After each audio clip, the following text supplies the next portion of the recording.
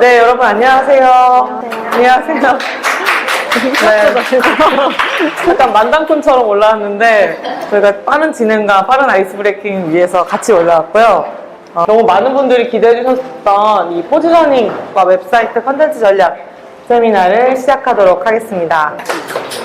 네, 먼저 저는 엘리펀트의 김예지라고 하고요. 오랜 시간 동안 컨텐츠 마케터로 활동하다가 이제 4년차 B2B 창업가가 되었고요. 이제 그레이스님과 지난 5월인가요? 6월인가? 링크드인 웨비나를 하면서 너무 많은 분들의 에너지를 받아서 이걸 어떻게 하면 좀 더 돌려드릴 수 있을까 하는 마음에 저희가 또 너무 관심 있는 이 포지셔닝 주제를 다뤄보자 해서 그레이스님과 이번에 오프라인에서 또 다시 모이게 됐습니다.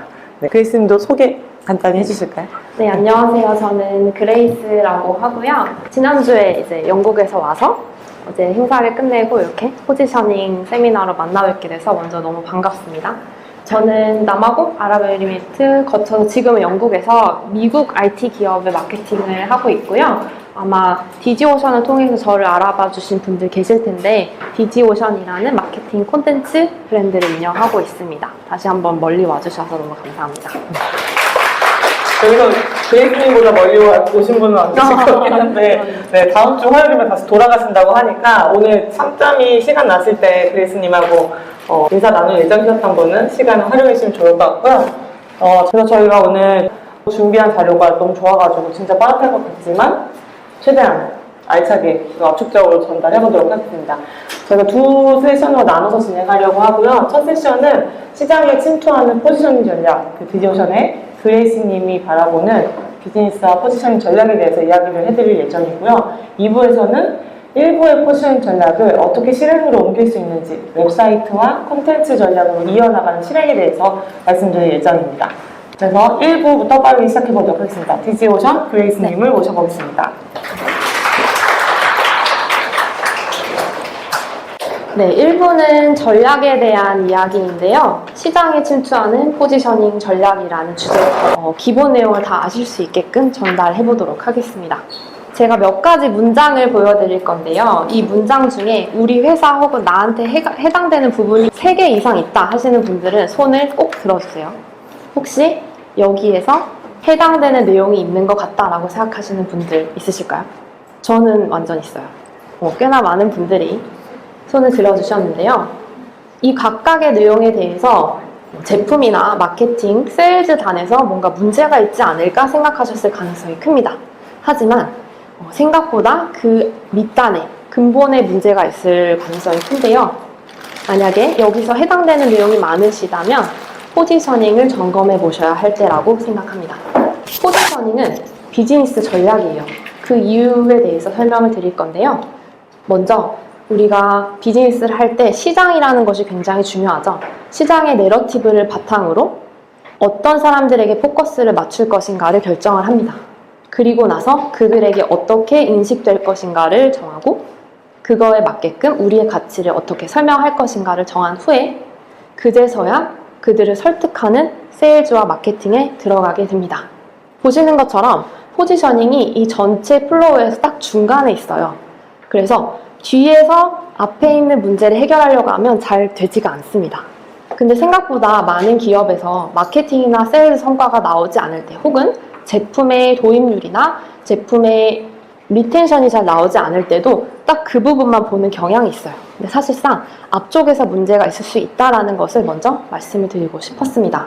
요약해보자면 포지셔닝은 마케팅, 세일즈, 제품, 고객 지원 등등 비즈니스 전체에 영향을 미치는 아주 중요한 전략이다. 혹시 이 광고, 메시지 보신 적이 있으신 분 계실까요? 계시다면 어떤 브랜드의 광고인지 아시는 분? 피그마랑 비슷한데 조금 더 초보자를 위한 툴? 알고 계신? 캔바! 맞습니다. 캔바의 광고 메시지예요. 제가 왜 캔바라는 예시를 가져왔냐면요. 앞에서 보여드린 플로우를 너무나 잘 구현한 아주 좋은 성공 사례예요. 플로우를 그대로 썼고요. 그 아래에 해당되는 내용을 적었습니다.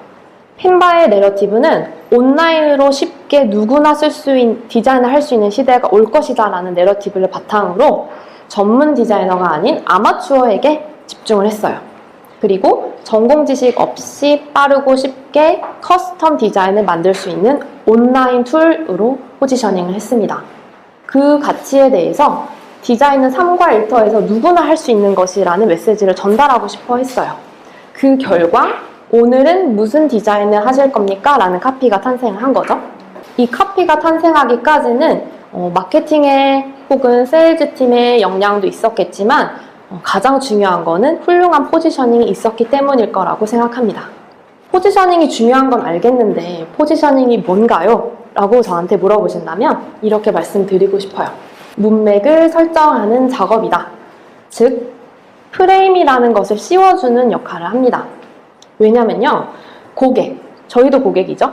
우리 고객의 입장에서 어떤 문맥이 주어지면 무의식적으로 추측을 하기 시작해요. 왜 하냐면요, 그 추측을 바탕으로 의사결정을 빠르게 할 수 있기 때문입니다. 그래서 이 포지셔닝이라는 것은 문맥을 주어서 고객들이 의사를 빠르게 결정할 수 있는 역할을 한다. 자, 프레임이라고 말씀을 드렸는데요. 이 프레임 안에서 우리의 제품과 서비스가 여러분이 선택할 수 있는 가장 좋은 옵션이다라는 것을 인지시켜주는 과정 자체가 포지셔닝이라고 보시면 될 것 같습니다. 제가 마케팅을 이제 12년 차 하고 있는데요. 하다가 너무 힘들어요. 그만해야겠다고 생각했습니다.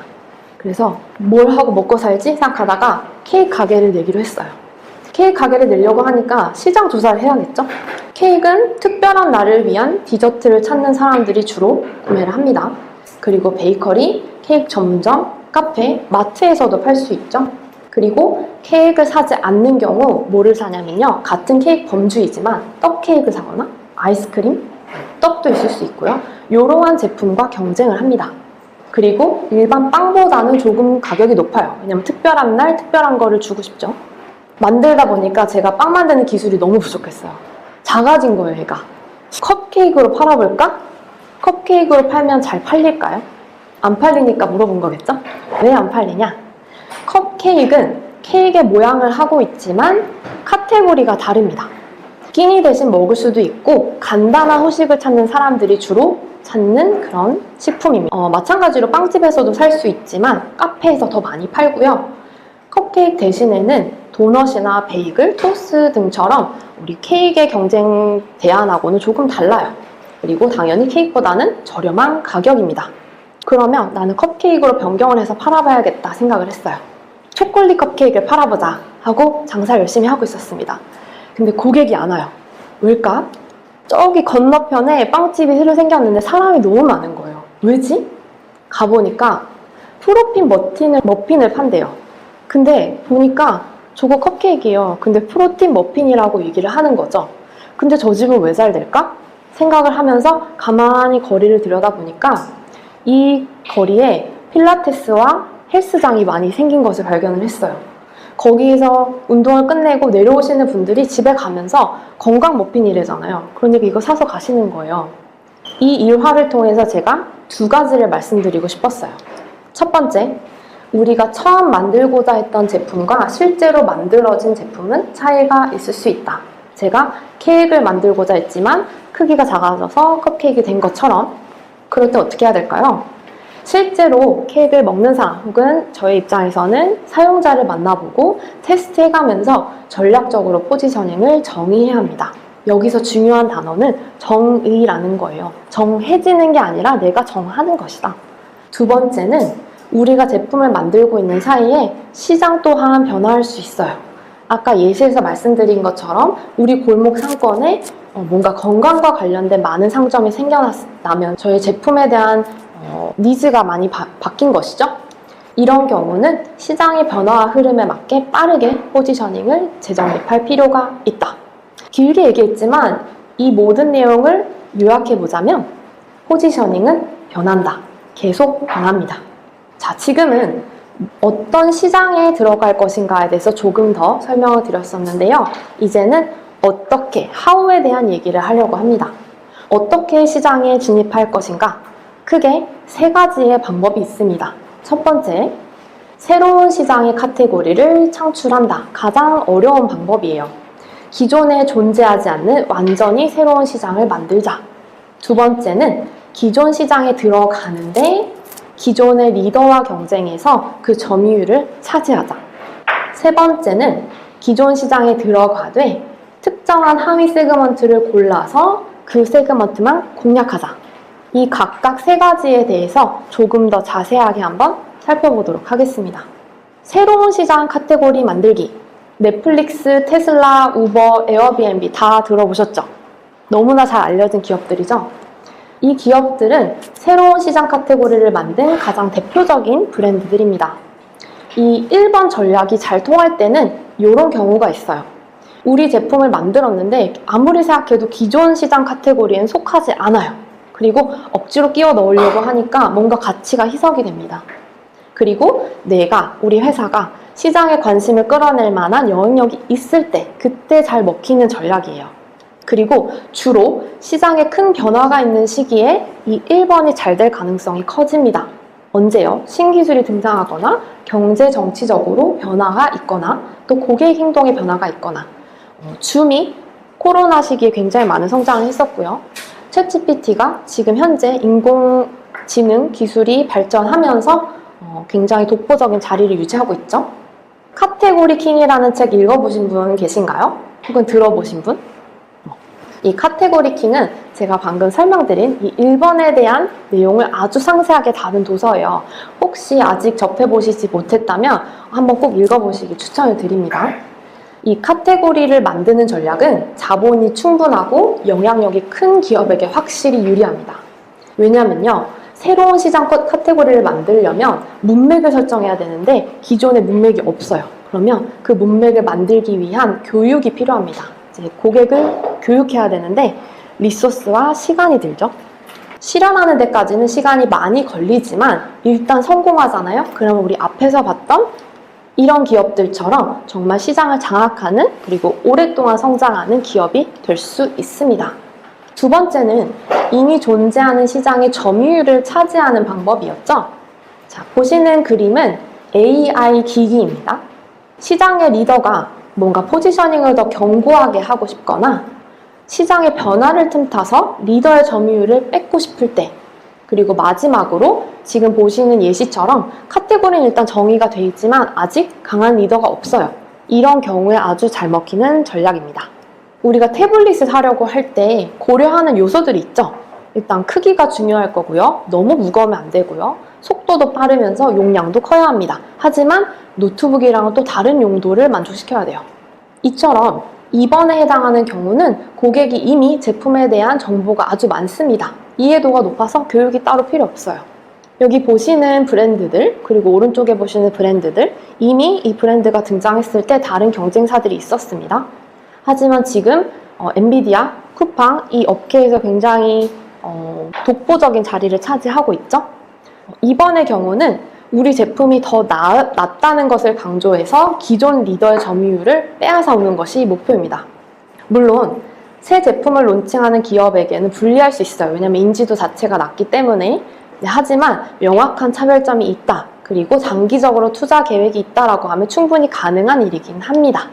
마지막은 기존 시장의 세그먼트 일부를 차지하는 방식인데요. 아마도 오늘 와주신 우리 참여자분들께 가장 많이 공감이 되는 부분이지 않을까 싶어요. 쇼피파이와 스포티파이, 파이로 끝나는 이 두 개의 기업이 굉장히 좋은 예시입니다. 시장의 카테고리가 앞서 봤던 것처럼 잘 정의되어 있어요. 그리고 리더도 있습니다. 근데 이 기존의 리더들이 충족시키지 못하는 뭔가 니즈가 있어요. 니즈라고 하면 곧 문제라고도 할 수 있죠. 이런 분들이 많이 있을 때 사용할 만한 전략이고요. 규모가 작은 기업이 시장에 효과적으로 침투할 수 있는 그런 전략입니다. 왜냐면요, 기존 리더들은 이미 다 성장했기 때문에 이렇게 작은 그룹은 별로 관심이 없을 가능성이 커요. 그래서 그 작은 그룹들은 니즈는 굉장히 큰데 만족시키는 제품은 없는 그런 상황인 거죠. 자, 이 세 번째 전략을 뾰족하게 시작하기라고 불러보겠습니다. 드롭박스, 에어테이블, 스퀘어. 아래에 써져 있는 기능, 이 기능 시작한 브랜드들이에요. 근데 지금은 어떻게 발전했을까요? 플랫폼이 됐어요. 지금은 엄청 커진 기업이라서 이 기업들의 스타트업 시절을 우리가 잘 모를 수밖에 없어요. 근데 잘 생각해보면 이들도 처음에 시작할 때는 단일 기능, 아주 작은 제품으로 시작을 했습니다. 보통 처음은 이렇게 단일 기능의 단일 산업이나 부서, 페르소나라고 할 수 있겠죠? 그분들을 위한 아주 간단한 사용 사례로 시작을 합니다. 이런 제품을 우리가 버티컬 제품이라고 하죠. 시간이 지나고 시장에 좋은 반응을 얻으면서 이 제품도 늘어나고 사용 사례에 해당하는 페르소나도 증가합니다. 호리젠탈 제품은 여러 페르소나를 위한 단일 사용 사례, 아주 좋은 예시로 캘린들리가 있어요. 캘린들리 앱 들어보신 분 계신가요? 네, 미팅 스케줄링 하는 앱이죠. 미팅은 세일즈도 할 수 있고 마케팅도 할 수 있고 제품팀도 할 수 있죠. 물론 더 많이 쓰는 부서는 있을 수 있지만 여러 페르소나가 다 쓸 수 있는 단일한 사용 사례입니다. 여기까지 오면 제품도 여러 개고 페르소나도 여러 개고 사용 사례도 여러 개예요. 이렇게까지 발전하면 우리가 플랫폼이라고 부릅니다. 자, 여기서 중요한 거는 이 빨간 원이에요. 이 빨간 원은 메시지를 뜻합니다. GTM 전략과도 맞닿아 있는데요. 이렇게 많은 사람이 쓸 수 있는 범용 소프트웨어 혹은 플랫폼이 될수록 더 많은 리소스와 GTM이 필요합니다. 여러 개의 GTM이 필요해진다는 이야기예요. 여기서 우리가 뾰족하게 시작해야 하는 이유가 나옵니다. 뾰족하게 시작하면요, 장점이 3가지가 있어요. 첫 번째, 잠재 고객에게 도달하기가 훨씬 쉽고요. 효율적입니다. 왜냐하면 명확하고요. 크기가 작기 때문이죠. 두 번째, 적은 리소스와 비용으로 개발, 마케팅, 세일즈 모든 것을 할 수 있습니다. 왜냐하면 국한된 사람들을 타겟팅하기 때문이죠. 마찬가지로 아까 제가 설명드릴 때 이분들이 뭔가 니즈가 있는데 만족을 못하는 상태였다고 했잖아요. 이분들에게 정말 좋은 제품을 제공하잖아요. 금방 찐팬이 됩니다. 저 역시도 그렇게 해서 찐팬이 된 되게 많은 브랜드가 있는데요. 이런 경우 제가 직접 가서 이제 리뷰를 써주세요, 추천해주세요 하지 않아도 정말 자발적으로 우리 제품을 소개해주는 분들이 막 생깁니다. 근데요, 뾰족하게 시작하는 게 너무 중요한데 그 전에 점검해야 할 2가지가 있어요. 첫 번째는 이 제품을 만들었을 때 혹은 이 세그먼트를 공략했을 때 우리의 비즈니스 목표를 달성할 만한 크기가 되는가? 이 이야기는 또 너무 작은 세그먼트를 공략할 경우 나중에 확장할 수 있는 가능성이 없을 수도 있다는 거죠. 그래서 이 부분에서 시간을 많이 들여서 생각하고 고민해 볼 필요가 있습니다. 두 번째는 아직 해결되지 않은 니즈, 근데 그 니즈가 굉장히 중요하고 구체적이어야 해요. 이 2가지가 있는가를 점검해 보는 것이 좋습니다. 자, 제가 앞으로는 이 툴을 예시로 해서 설명을 드릴 건데요. 어떤 툴이냐면요. 이름은 중요하지 않습니다. 헤이디라는 앱인데요. 노트 테이킹 툴 써보신 분 계신가요? 음성을 들려주면 이제 텍스트로 정리를 해주고 미팅 앱에서도 바로 정리해주고, 근데 이 앱의 특징은 뭐냐면 클리니션, 의료진을 위한 노트 테이커예요. 굉장히 뾰족하죠. 그리고 이 툴이 제공하는 기능들이 몇 가지가 있습니다. 가만히 보시면 챗을 바꿔준다, 노트 테이킹을 해준다, 한번 클릭하면 바로 전송된다, 이런 것들이 보통 일반 노트 테이커에 있는 기능들이에요. 그것들 다 가지고 있다. 다만 의료진이 쓰기 편하게끔 우리가 제품을 기깔나게 만들었다는 뜻이죠. 조금 복잡한 표가 나왔어요. 뾰족하게 시작하는 방법을 얘기할 때 이 단계를 얘기하지 않을 수가 없습니다. 이 단계는 고객의 인지 과정을 나타낸 거예요. 마케팅에서 퍼널이란 용어 정말 많이 쓰잖아요. 퍼널과 비슷한 개념이에요. 문제를 바탕으로 재정의했다라는 것이 차이점이 있습니다. 왼쪽부터 시작할게요. 왼쪽부터 오른쪽으로 갈수록 더 많이 인지 단계가 높아진다라고 생각하시면 됩니다. 자, 프로블럼 어너웨어 하면 뭘까요? 문제에 대한 인식이 없어요. 근데 뭔가 불편해요. 누가 와서 긁어주기 전에는 내가 문제가 있는지 모르는 거예요. 방금 봤던 헤이디 앱을 기준으로 생각해보면 수기로 맨날 수십 명의 진로 기록을 작성하는 의사가 있다고 생각해볼게요. 간호사분일 수도 있고요.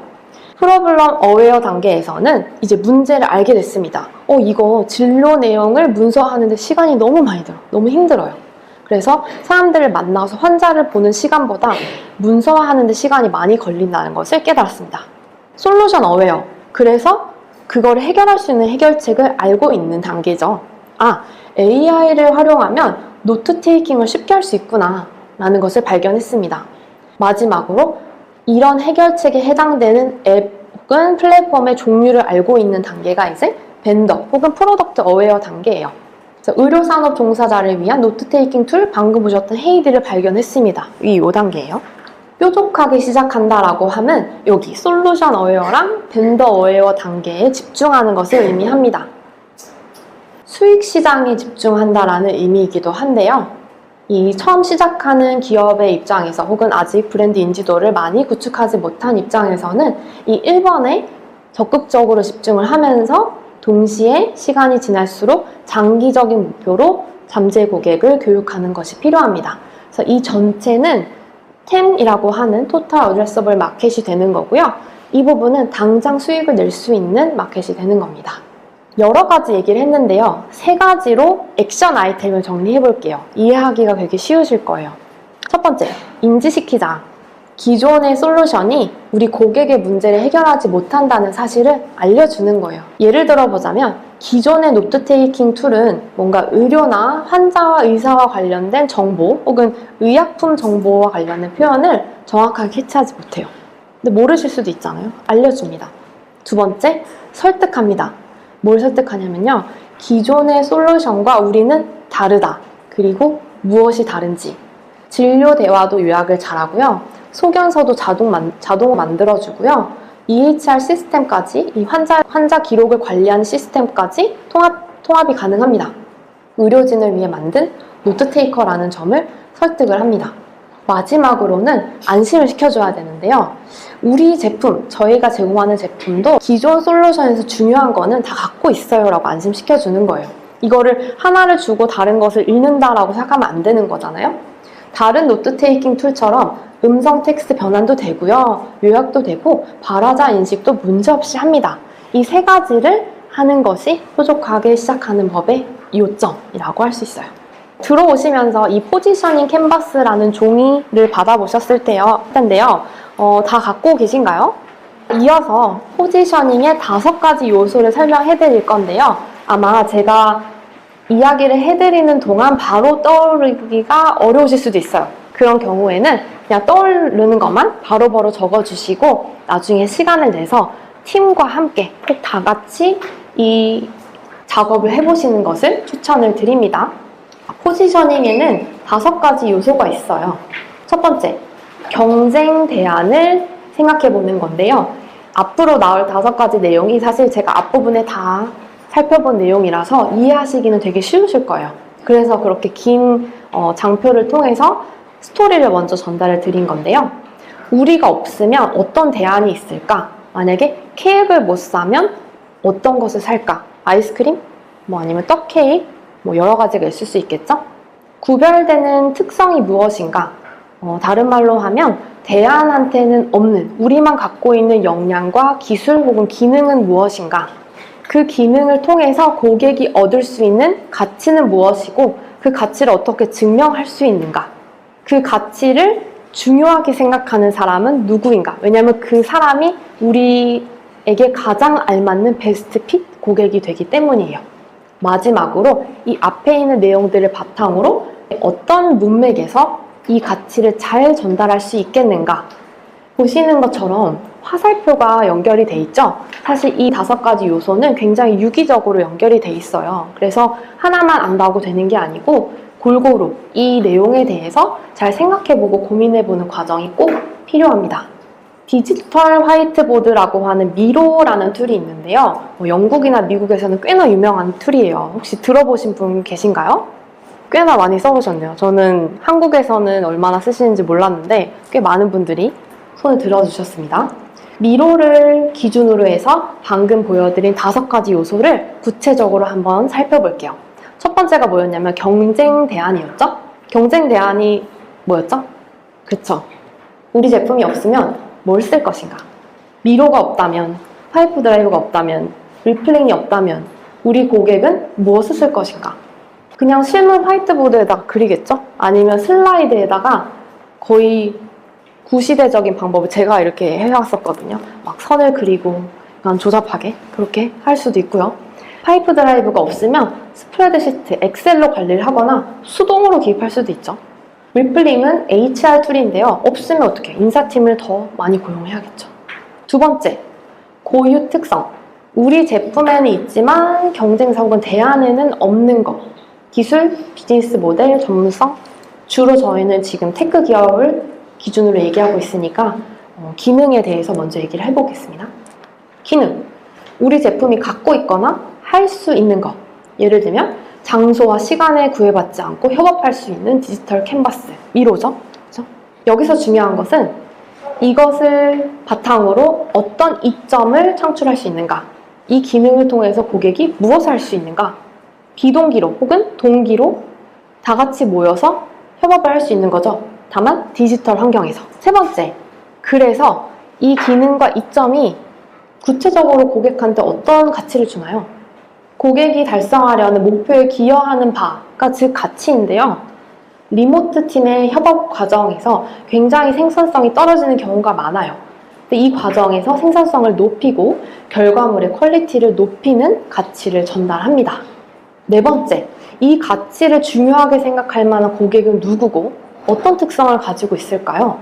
다른 말로 하면 아까 말씀드린 찐팬의 정의예요. 구매도 빠르게 하고 할인을 하지 않아도 알아서 사주십니다. 그리고 주변에 부탁 안 했는데 막 알려주시는 분들이 계세요. 그 분들을 잘 아는 것이 굉장히 중요합니다. 페르소나를 바탕으로 생각해 볼 수도 있고요. 미로 같은 경우는 이제 협업을 통한 의사결정이 필요한 부서들, 주로 마케팅, IT나 디자인 팀들이 있죠. 그리고 혹은 회사의 유형, 아마도 원격 근무를 하는 경우 혹은 글로벌 지사가 있는 경우 이런 디지털 화이트보드가 많이 필요할 거예요. 그냥 모여서 화이트보드 쓸 수가 없잖아요. 마지막, 이 내용을 봐서 시장 카테고리를 정해보는 거죠. 지금 미로는 너무 이제 뻔하죠. 디지털 화이트보드라는 그 카테고리가 있는데요. 지금 보시는 스크린샷은 G2라고 하는 소프트웨어를 비교하는 사이트에서 제가 캡처해온 거예요. SEO2를 누르면 이렇게 보이거든요. 이게 정말 포지셔닝을 잘 보여주는 그림이에요. 제품이나 기업을 위치시키는 시장, 제품 기업이 들어가는 시장이 어디인가에 대한 이야기인데요.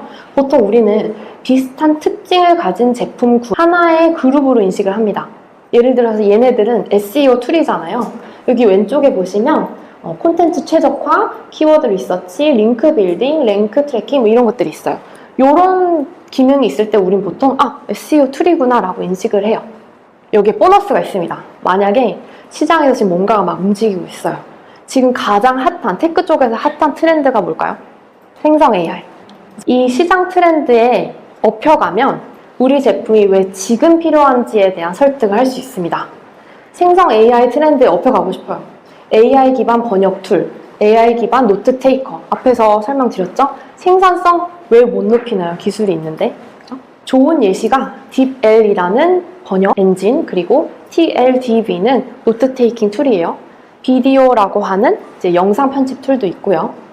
이렇게 해서 지금 캔버스에서 보시는 그 요소들을 제가 한번 쫙 설명을 드렸어요. 아마 지금 당장 생각이 나지 않는 부분들이 많으실 거예요. 너무 당연하고 자연스러운 거니까 이상하다 생각하지 마시고 반드시 스스로 해보시고 팀원들한테 다 나눠줘 보시고 결과를 취합해보세요. 그러면 제가 장담하는데 다 다를 거예요. 정말. 자, 그러면 그 포지셔닝을 정의했는데 그걸로 뭐 하나요, 이제? 저는 이걸 해보고 싶어요. 뭐냐면 메시지 도출 과정인데요. 뒷장을 넘겨보시면 메시지 도출 프레임워크, 캔버스가 있습니다. 네. 두 번째 장에 보시는 거는 이제 요약 버전이에요. 그리고 한 장을 더 넘겨보시면 3번 장과 4번 장이 있는데요. 이제 3번, 4번에서 구체적인 가이드가 있어요. 1번부터 아마 7번까지 있을 텐데요. 하나씩 따라서 적어보시면 이 2번 장에 있는 요약이 탄생하게 됩니다. 그래도 제가 설명을 드리고 그 다음에 해보시는 게 훨씬 더 쉬우실 것 같아서 간략하게 설명을 해볼게요. 박스가 지금 몇 개가 있나요? 하나, 둘, 셋, 넷, 다섯, 하나, 8개의 박스가 있습니다. 이 박스를 가지고 재밌는 활동을 할 거예요.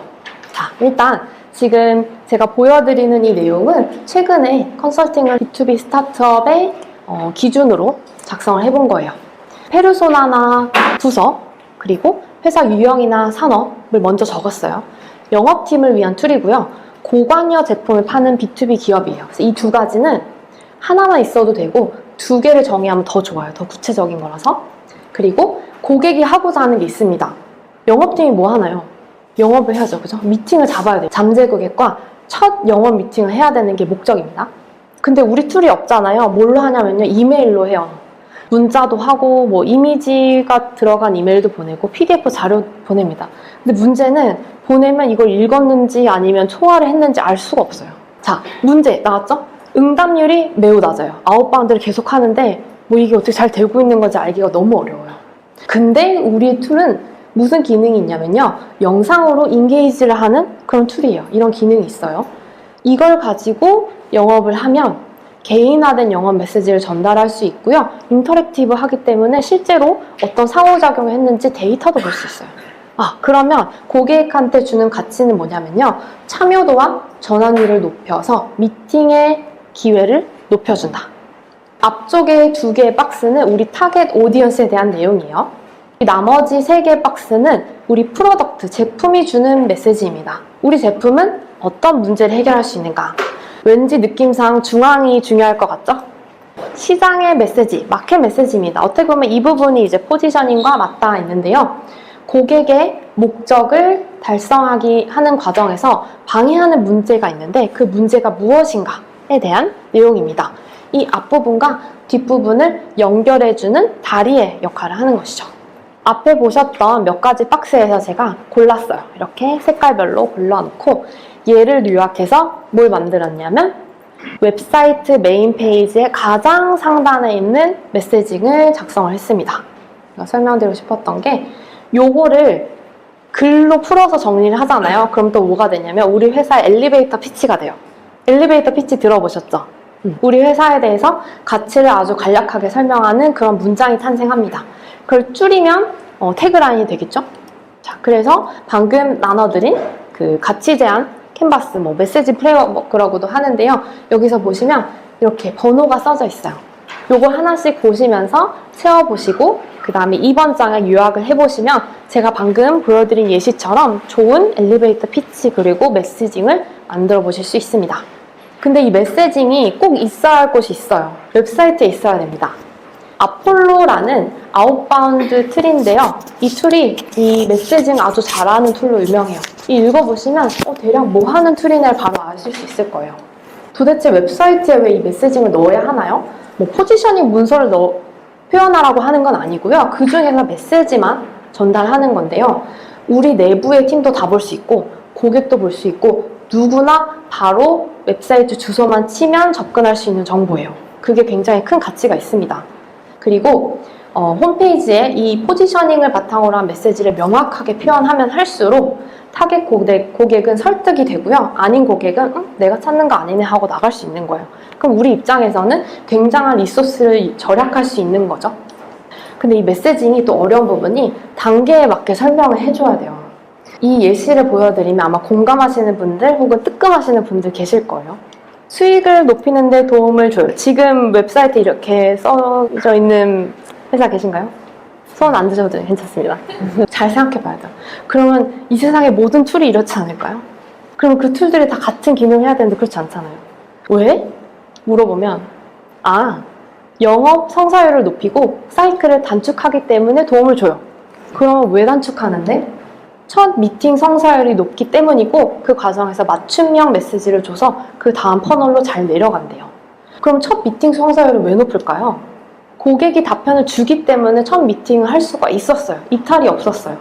그럼 왜 답변을 많이 주고 이탈이 줄었는데? 맞춤형 인터랙티브 영상 때문에 쉽게 공유할 수 있고 어떤 고객이 더 의도가 높은지 실시간으로 추적할 수 있기 때문이에요. 그러면 우리 웹사이트는 이거가 나오는 게 아니라 여기에 있는 게 나와야 되는 거예요. 이걸 보면은 바로 이해합니다. 저게 무슨 툴이고 나한테 어떤 이점이 있는지. 2단계는 그럼 무시해야 될까요? 아니죠. 2단계는 우리 영업팀의 역량입니다. 연결이 일단 되고 나서 직접 전화가 됐든 화상이 됐든 이야기를 할 때 그때 풀어낼 수 있는 이야기입니다. 그래서 요거를 잘 기억하셨으면 좋겠습니다. 웹사이트는 자신의 문제에 대한 해결책을 어느 정도 알고 있는 고객에게 전하는 메시지다. 그들이 우리의 타겟 고객인 거죠. 아까 고객 인지 단계에서 이 고객이 어떤 단계였는지 기억하시나요? 뭐였죠? 해결책을 알고 있는 단계. 솔루션 어웨어. 오케이. 좋은 예시입니다. 국내 예시를 가져오기가 좀 그래서 외국 걸 갖고 왔습니다. 좋은 예시예요. 아마 보시면 보통 세일즈 랩이라고 많이 하죠.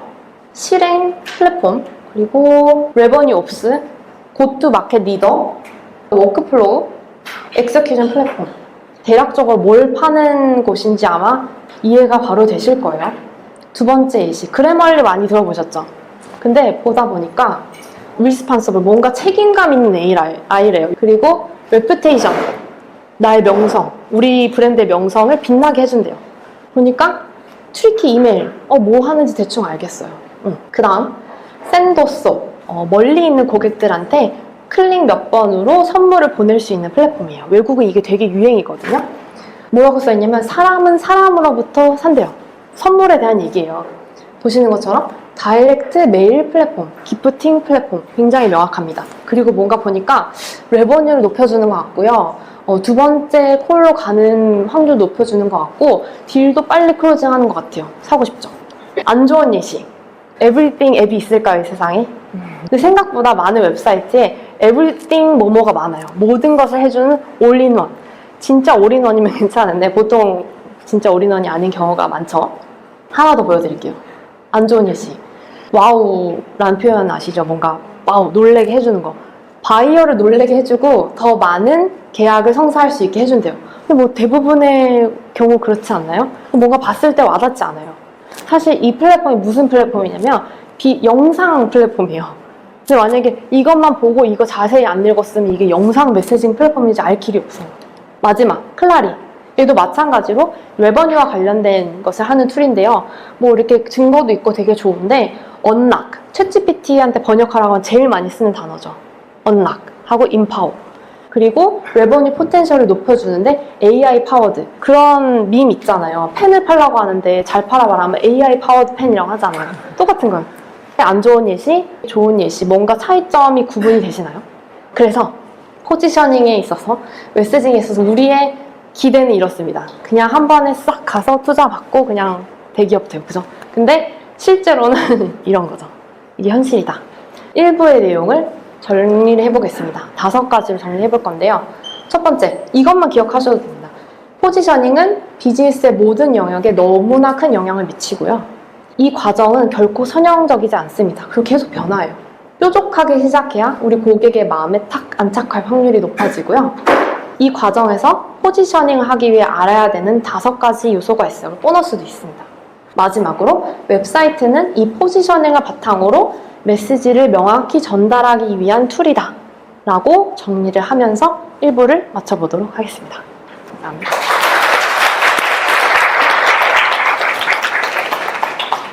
네, 여러분 1부 어떠셨나요? 저도 앞에서 필기하면서 들었는데 도움이 되셨나요? 좀 실무와 관련된 이야기라서 가벼운 마음으로 들어주시면 좋을 것 같고요. 사실 집에 돌아가서 빨리 캔버스 채우고 싶은 마음이 드시지 않나요? 저도 좀 그런 생각이 많이 들었는데 2부에서는 1부에서 전략을 다뤘다면 2부에서는 실행에 대해서 다루려고 합니다. 그래서 우리가 이 오랜 시간 팀이 같이 고민한 포지셔닝 전략을 어떻게 하면 고객에 닿게 할까? 결국에는 웹사이트와 컨텐츠, 메시지로 발현이 돼야 되는데 여기도 실행을 쉽게 하는 전략이 있다 말씀드리려고 하고요. 성공한 B2B 웹사이트의 공통점을 먼저 좀 보여드리고 하나하나씩 왜 그렇게 성공할 수밖에 없었는지를 소개해드리도록 하겠습니다. 네, 여러분 웹사이트를 온라인 상점에 주로 비유를 하는데 여러분이라면 어떤 상점에 가시겠어요? 길이 저렇게 험난한 상점에는 방문하고 싶지 않죠. 우리 웹사이트를 만드는 일은 온라인 시장의 상점을 짓는 것과 같은데요. 여기서 메시지를 잘 쓰는 것은 간판을 잘 보이게 다는 일과 똑같습니다. 그런데 이 길목이 닦여져야지 오고 싶잖아요. 근데 이 길목을 닦는 일은 웹사이트의 다양한 서브 페이지, 컨텐츠가 길목이 됩니다. 그런데 간판을 달려고 봤더니 우리가 가는 곳은 이제 이렇게 너무 많은 간판이 달려있는 시장이에요. 그래서 어떻게 잘 달아야 될까에 대한 얘기. 그래서 고객이 우리 상점을 잘 찾아오게 하려면 일단 표지판이 필요합니다. 고객이 지금 문제 상황을 어떤 언어로 해결하고자 하는지 찾고자 하는 키워드는 여기로 가세요 라고 말을 해줘야 됩니다. 그래서 그 결과에서 그 길은 우리 웹사이트와 컨텐츠로 연결되는 이제 통로가 되겠죠. 그래서 이 웹사이트가 왜 중요한지 간략하게 말씀드렸는데, 사실 더 중요한 것은 우리가 많은 마케팅 액션을 뭐 검색 광고도 하고 소셜 채널도 운영하고 뭐 커뮤니티도 운영하고 오가닉 마케팅도 하시겠지만, 결국 이 외부 채널에서 들어와야 되는 것은 우리 상점이라는 거죠. 그래서 웹사이트는 우리의 본진이자 모든 마케팅 성과가 모이는 곳이다.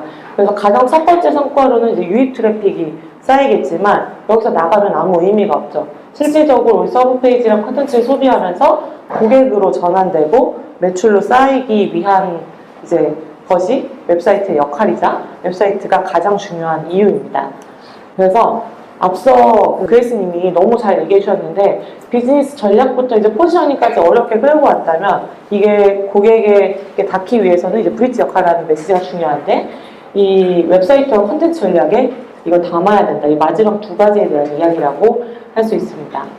그래서 가장 중요한 것은 고객과 메시지다. 1부에서 메시지가 어떤 스토리라인과 설득 요소들 담아야 되는지 말씀해 주신 것 같고, 2부 세션에서는 웹사이트와 콘텐츠 전략 가장 중요한 것은 고객과 메시지다 라고 정리를 좀 해보고 싶습니다. 여기서 질문이 나가는데요. 여기 손을 들고 공통점은 이겁니다. 말씀해 주시면 됩니다. 먼저 찾는 분이 이기시는데요. 자, 자피어 마케팅 툴이죠. 자, 자피어에 이런 웹사이트 구조가 있습니다. 네. 그리고 저희가 되게 잘 쓰고 있는 SEO 툴, Ahrefs라는 툴인데 웹사이트가 이렇게 구성되어 있어요. 이제 공통점이 이제 보이시겠죠?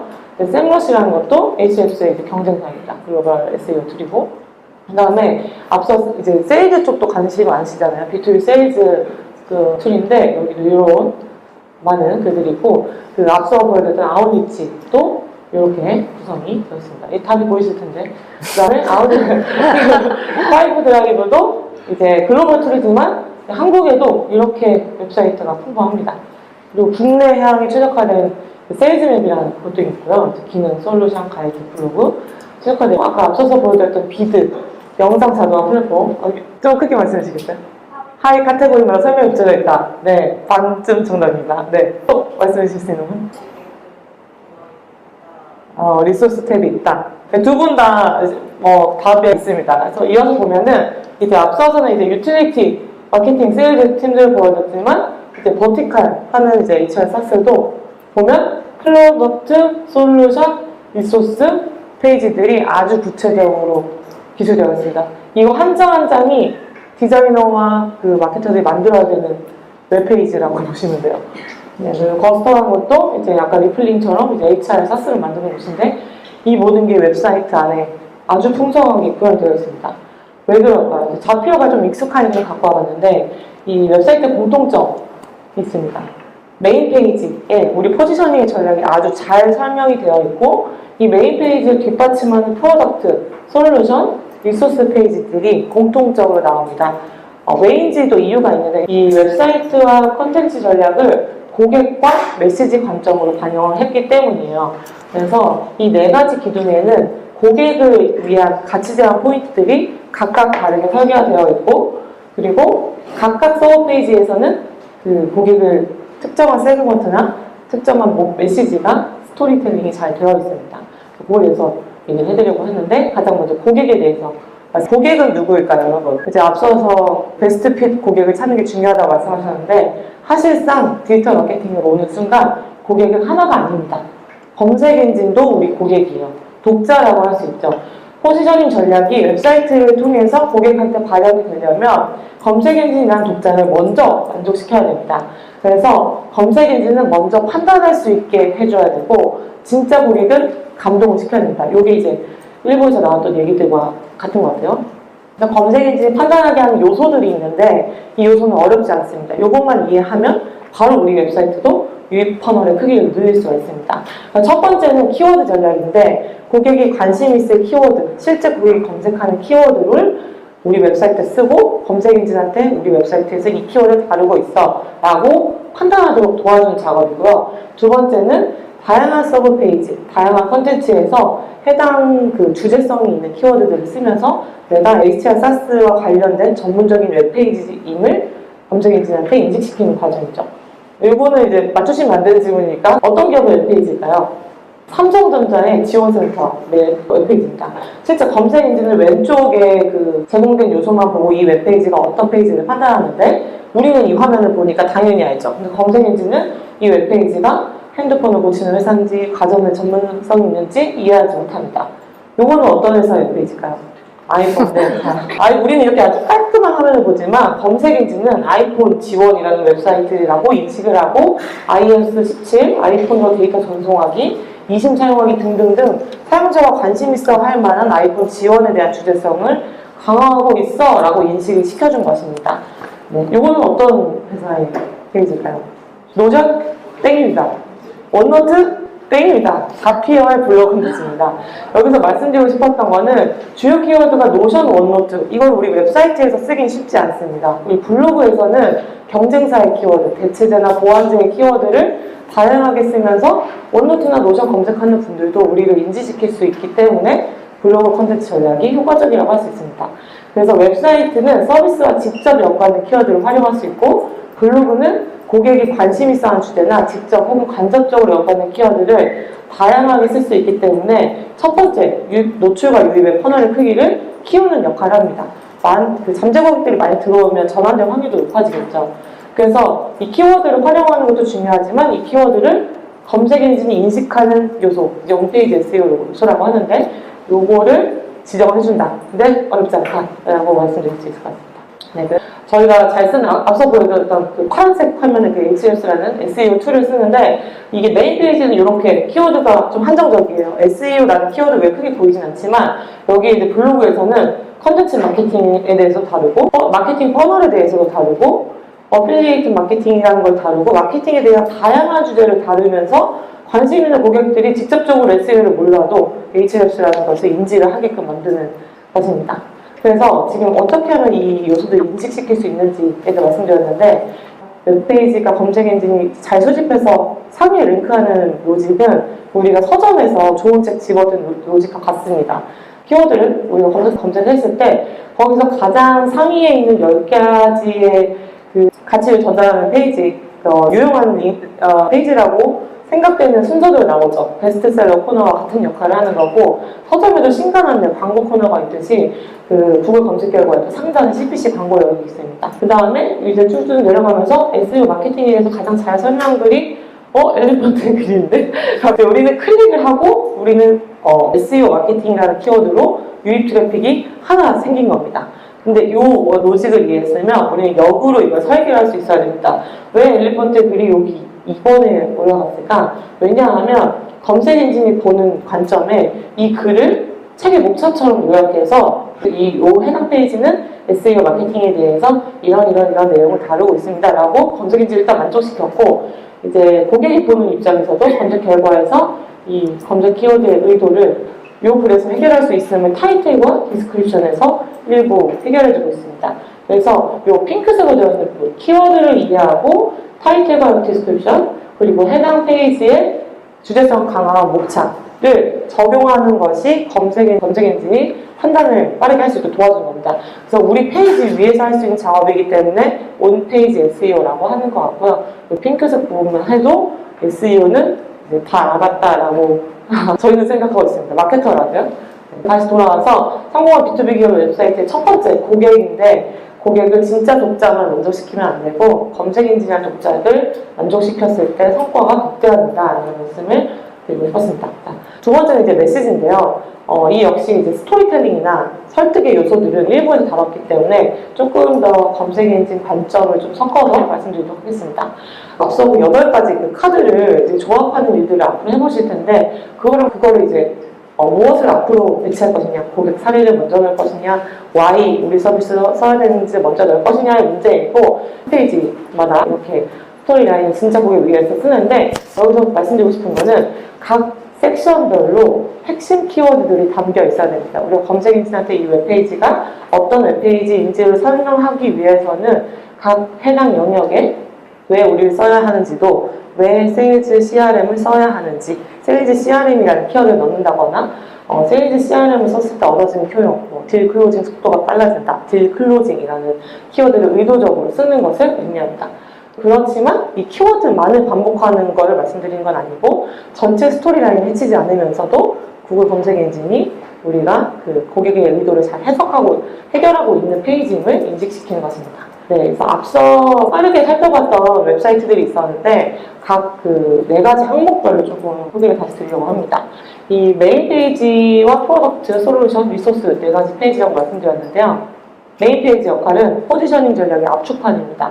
그래서 그 히어로 섹션만 보더라도 이게 무슨 회사인지 알아야 되고 내가 이게 필요한지 안 하는지 판단할 수 있어야 됩니다.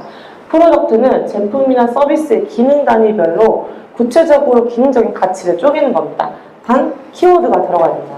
솔루션은 저게 되게 중요한 페이지라고 봅니다. 업종이나 기업 고객의 규모, 그리고 직무 혹은 특정 문제 상황에 맞춰서 세그먼트를 더 쪼개서 아주 구체적인 설득을 할 수 있는 페이지예요. 그래서 설득적인 스토리텔링이 중요하고 여기도 고객이 관심 있어 할 키워드가 필요합니다. 그리고 마지막 리소스 페이지에서는 블로그나 고객 사례, 이용 가이드 등 고객이 관심 있어하는 주제들을 묶어놓은 이제 페이지가 볼 수 있는데 다양한 연관 키워드를 활용하면서 주제성을 강화하는 거. 우리가 HR 쌌는데 갑자기 세일즈를 하는 방법 다르면 안 되겠죠. HR 쌌으면 HR 연관된 지식들을 주제성을 담아서 이야기하는 것을 말합니다. 네, 그래서 메인 페이지는 포지셔닝 전략의 압축판. 앞서 보여드렸던 스토리텔링도 살리면서 키워드 전략도 살려야 된다. 이건 포지셔닝 전략이 반드시 있어야 된다라고 말씀드릴 수 있고요.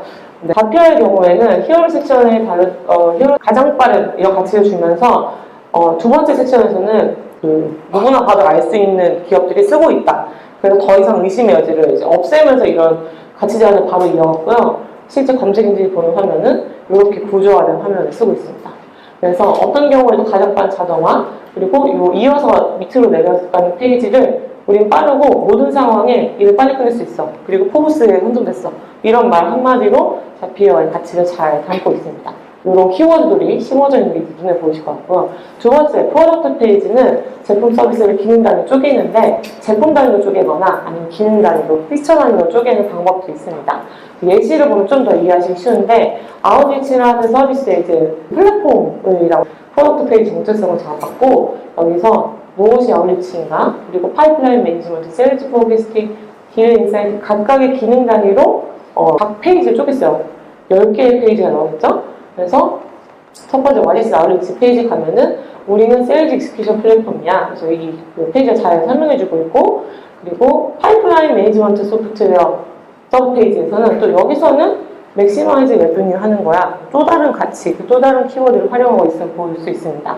여기도 보면은 소구하는 키워드와 스토리텔링 라인이 다릅니다. 리얼타임 인텔리전스고 그리고 글로벌에서 썼고 그런 키워드들이 달라짐을 볼 수 있습니다. 이게 포지셔닝 전략만 쓴 게 아니라 실제 고객 검색하는 언어들을 넣어서 구조화했음을 말씀드리고 싶었습니다. 가장 중요한 페이지가 솔루션인데요. 구체적인 세그먼트별 가치를 제한한다. 커머스, 금융, 제조 각각 소구하는 논리가 다르고 스타트업, 중소기업, 대기업 각각 소구하는 논리가 다른 것을 각 잡고 설득하는 페이지입니다. 리플링 HR SaaS 솔루션이요. 솔루션 페이지에서 인더스트리별, 테크, 프로페셔널 서비스, 파이낸셜 이렇게 나누고 컴퍼니 사이즈에 대해서도 나눕니다. 미드 사이즈는 HRIS 시스템이라는 키워드가 핫해요. 그래서 약간 좀 체계적으로 관리하고자 하는 니즈가 있기 때문에 그런 키워드로 구조화를 했습니다. 만약에 대기업이라면 전략적인 HR 중요해요. 이제 이런 소고점이 달라지고 HCM 쓰는 그 기업들이 많거든요. 그래서 그런 키워드들을 적극적으로 활용하고 물론 스토리텔링으로 살렸다라고 볼 수 있습니다. 파이브 드라이브 경우에는 정말 서브 페이지가 많은데요. 그 경쟁사랑 직접적으로 비교한 페이지도 있고 업계를 무려 24개로 쪼개가지고 이게 24개 페이지가 있다는 소리입니다. 자동차 영업사원들이 왜 파이프 드라이브 써야 되는지, 은행 업무 볼 때 왜 파이프 드라이브 써야 되는지, 그리고 특히 또 디자이너까지도 소구합니다. 디자이너를 위한 CRM 시스템 왜 필요한지 모르겠는데 요런 질문까지 놓치지 않아요. 그래서 고객 커뮤니케이션과 워크플로우 간소화, 디자인 살릴 수 있다 이런 내용 다루고 있고 또 리드 관리자, CRM 관리자를 위해서는 시각화된 프로세스, 리드 평가, 리드 육성 이런 각각 직무별로 관심 있는 영역과 키워드를 스토리텔링이 풀었습니다. 그래서 그거를 좀 말씀드리고 싶었습니다. 네 번째는 리소스인데요. 저희 팀이 제일 좋아하는 부분입니다. 유입도 가능하고 전환도 가능합니다.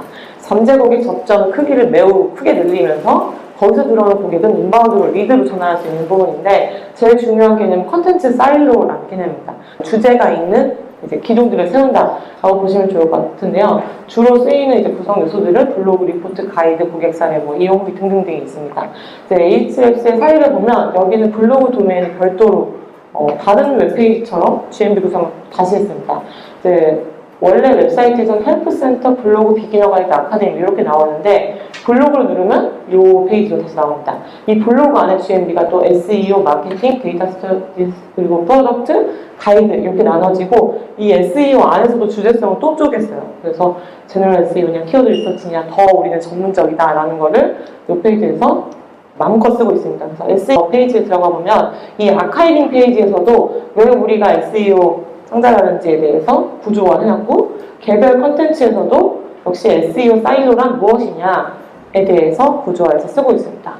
그리고 앞서 보여드렸던 그 영상 편집 자동화하는 비디오 같은 경우에는 엄청 풍부한 리소스가 있습니다. 블로그 그리고 튜토리얼을 다루는 런 페이지가 있고요. 일단 웨비나도 이제 비디오 마케팅 인사이트 정리해놨고 비디오를 어떻게 쓰는지를 유튜브 영상 채널로 연결을 시킵니다. 그리고 블로그 채널에서도 비드 가이드나 회사 소식 이런 주제성을 강화한 카테고리를 쓰고 있고 텍스트나 영상, 이미지 등 컨텐츠 형식을 다양하게 활용하고 있는 사례입니다. 그래서 가이드에서도 GPT 비디오 비드를 어떻게 쓰는지에 대해서 다루고 있고 그리고 여기서 이런 좀 관심 있어 할 만한 정보성 글들도 구조화해서 다루고 있습니다. 비드 얘기를 좀 빼놓지 않고 있죠. 네, 그래서 지금 본 것처럼 성공한 기업의 웹사이트 공통점 4가지를 말씀드렸는데 포지셔닝 전략이 압축한 메인 페이지뿐만 아니라 프로덕트 솔루션 리소스 페이지에서도 고객 접점이 되는 스토리텔링이 매우 중요하다. 각각 전체 포지셔닝 전략의 세분화된 메시지 전략이 필요하다고 볼 수 있고 얘를 다시 좀 재구성해봤습니다. 좀 익숙한 그림 같지 않나요? 약간 퍼널처럼 보이시지 않으신가요? 리소스 페이지는 아까 보셨던 것처럼 고객이 관심 있는 주제 키워드를 다 쓸 수 있기 때문에 직접적으로 우리 서비스와 연관되지 않은 키워드도 품을 수 있습니다. 저희 1번트가 B2B SEO 콘텐츠 관련된 마케팅을 하지만 B2B 세일즈는 약간 좀 해볼 수 있는 거죠. 그런 것처럼 관심 있는 잠재 고객이 감시인수한 키워드들 퍼널을 넓히는 리소스 페이지, 그 다음에 메인 페이지와 프로덕트에서 우리 제품을 인지시키고 그 다음에 내가 이게 필요한 게 맞아? 이런 보안 문제는 없나? API 기능은 되나? 이런 이어지는 업종별, 직무별, 상황별 문제 상황들은 솔루션 페이지에서 적극적으로 설득을 하는 겁니다. 그래서 궁극적으로는 프라이싱 페이지를 이어서 소비하고 CTA를 눌러서 이제 리드가 되도록 하는 퍼널도 웹사이트 안에서 만들 수 있다. 근데 여기 더 중요한 게 있습니다. 리소스랑 솔루션이 중요하다. 이 퍼널을 책임지고 솔루션에서 약간 전환에 기여하는 퍼널이고 여기서 제일 중요한 건 이 웹사이트 안에 있는 페이지 간의 링크 빌딩이 매우 중요하다. 단일 컨텐츠만 보고 이탈할 확률이 매우 높습니다. 그래서 곳곳에 연관된 컨텐츠를 이어서 소비하게 하거나 전환용 목적으로 설계된 컨텐츠라면 솔루션 페이지로 이어서 소비할 수 있도록 적절히 우리 웹사이트 안에 있는 구조들을 좀 활용해 주셔야지 고객을 놓치지 않을 수 있습니다. 네, 그래서 이건 내부에 있는 링크 빌딩이라고 하는데 여기서부터 도메인 지수를 좀 키울 수 있고 이게 이제 외부에應用되는 순간 경쟁사가 따라올 수 없는 이제 우리만의 브랜드 자산이 생기게 되는 거죠. 그래서 이렇게 어렵게 포지셔닝 전략했고 웹사이트랑 다양한 서버 페이지와 컨텐츠로 했는데 그래서 성과가 나나요? 물어보실 거잖아요. 그래서 앞서 보여드렸던 사례들의 좀 예시를 갖고 와볼게요.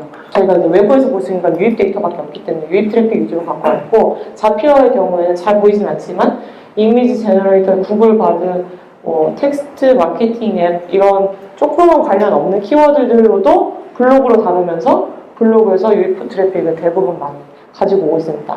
Ahrefs 같은 경우는 SEO 툴인데 여기는 툴 기능이 엄청 많아서 다양한 프로덕트 기능 페이지로 관련된 제너레이터 이런 키워드에서 바로 그 라이팅 툴에서 페이지로 바로 꽂히는 거죠. 여기서 내가 찾는 기능이 Ahrefs가 있다면 바로 전환이 되겠죠.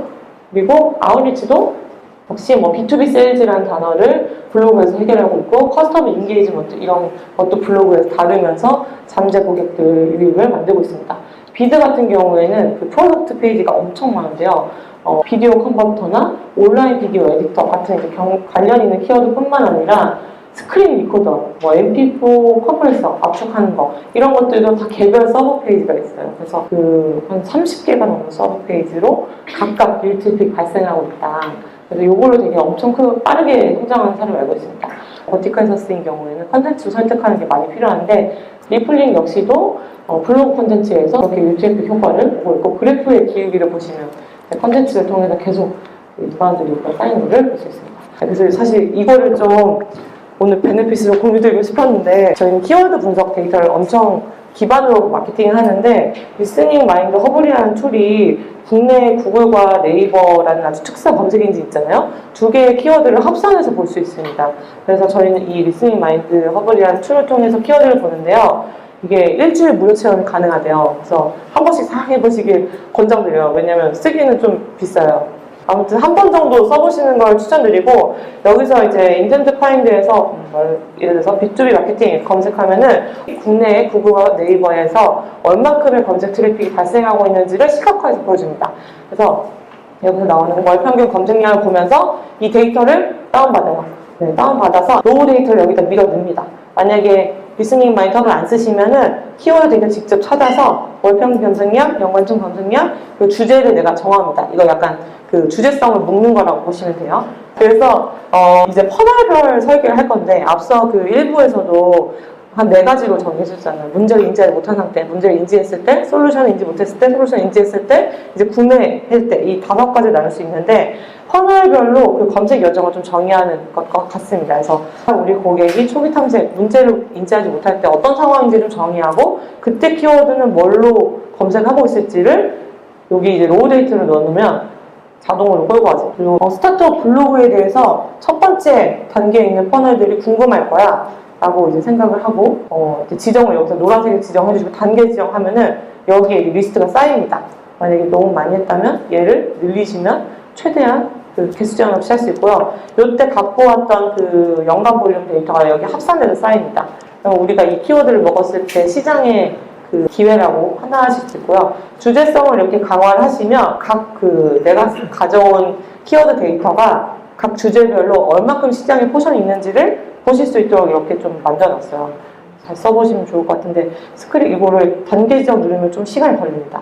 이걸 한번 해보고 그 다음에는 이제 우리 웹사이트의 뼈대를 키워드 기반으로 설계를 하실 수 있도록 좀 이어갔는데 우리 회사 이름 그리고 우리가 타겟하는 고객 그리고 우리가 갖고 있는 차별점 아까 그 차별적인 가치 말씀하셨는데 그런 내용들 그리고 우리가 업종이 무엇인지 그리고 목표는 우리가 무엇인지 비전이나 미션 이런 것도 좋아요. 그리고 우리 웹사이트의 톤앤매너 어떻게 가져가고 싶은지 이해되시죠? 이건 누굴 위한 거다? GPT한테 학습을 시키기 위한 거다. 그래서 얘를 구체적으로 잘 써주시면 태그라인이 자동으로 생성됩니다. 그래서 여기서 앞서서 지정했던 그 메인 키워드를 갖고 오면은 그 검색 볼륨을 갖고 와서 우리 메인 키워드는 기업 마케팅 산업 이걸 쓸 거고 콘텐츠 마케팅 전략 사례를 쓸 거예요. 뭐 이런 키워드를 쓸 거예요. 그러면 여기서 바뀐 거 보셨죠? GPT 수준이고 이렇게 좀 뼈대를 좀 쉽게 만들어 보시면 키워드 기반으로 태그라인 좀 만들어 보시면 기능 기둥, 솔루션 기둥, 리소스의 블로그는 핵심 키워드가 무엇일지를 조금 밑그림을 좀 그려보기 좋기 때문에 이거를 저희가 내부에서 쓰는 툴이 시트인데 혹시 관심 있으시다면 고민드리려고 관심 있으신가요? 네, 마지막으로 참 포지셔닝 저도 참 어려워하는데 이거를 한번 보여드리고 싶었어요. 장사가 안 되면 간판부터 돌아보라. 혹시 웹사이트 유입이 안 되면 웹사이트부터 돌아보라. 그런데 웹사이트는 2번 바꾸는 것이다. 라고 해요. 첫 번째, 춘향. 브랜드명만 쓰면 아무도 모르겠죠. 짜장면 잘하는 집이 더 크게 나오고, 춘향. 고객이 쓰는 키워드를 먼저 전면에 배치하고, 그 다음에 일본드 컴퍼니 이렇게 작게 써야 된다. 그 다음에 이제 고객들이 짜장면 잘하는 집 저기래. 라고 하면은, 그때는 떼고, 춘향. 엘리펀트 컴퍼니 반면 B2B 마케팅 잘하는 것이구나 라고 이해할 수 있도록 간판을 2번 바꿔야 된다라는 이야기였습니다. 그래서 우리는 지금 몇 번째 간판 다는 것인지 한번 생각해보면 좋을 것 같아요. 첫 번째 간판인지 2번째 간판인지 아직 제대로 달지 못했는지 이걸 가슴을 생각해보시고 그때의 고객과 그때의 메시지 전략을 다시 한번 좀 살펴보시면 잠재 고객들을 만날 수 있는 마케팅 성과들의 총합인 웹사이트의 성과들을 좀 더 빠르게 얻으실 수 있을 거라고 생각합니다. 네, 지금까지 엘리펀트 컴퍼니 김예지였습니다. 감사합니다.